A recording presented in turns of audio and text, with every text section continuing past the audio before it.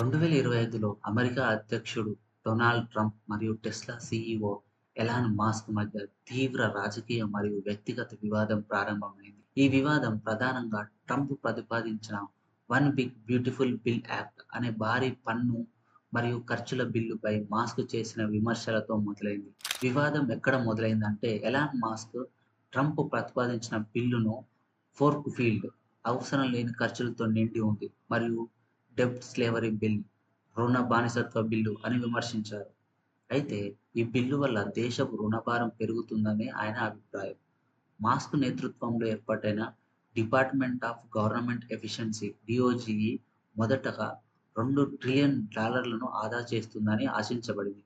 అయితే ఇది కేవలం $175 బిలియన్ మాత్రమే ఆదా చేయగలిగింది. ఇది మాస్క్ విమర్శలకు దారితీసింది. వ్యక్తిగత దాడులు చూస్తే ట్రంప్ మాస్క్‌ను తన మనసు కోల్పోయిన వ్యక్తి అని వ్యాఖ్యానించారు మరియు మాస్క్ కంపెనీలతో ఉన్న ప్రభుత్వ ఒప్పందాలను అన్నీ రద్దు చేయాలని హెచ్చరించారు.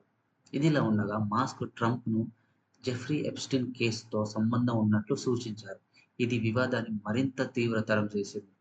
దీనివల్ల ఎలాంటి ప్రభావం ఉందంటే ఆర్థికంగా టెస్లా షేర్ల విలువ $152 బిలియన్ మేరకు పడిపోయింది. ఇది మాస్క్ నికర విలువను $34 బిలియన్ల మేరకు తగ్గించింది. రాజకీయంగా రిపబ్లిక్ పార్టీ సభ్యులు ట్రంప్‌కు మద్దతు తెలపగా మాస్క్‌ను విమర్శించారు. ఒక సర్వేలో రిపబ్లికన్లలో 71% ట్రంప్‌కు మద్దతు తెలపగా కేవలం 6% మాత్రమే మాస్క్‌కు మద్దతు ఇచ్చారు.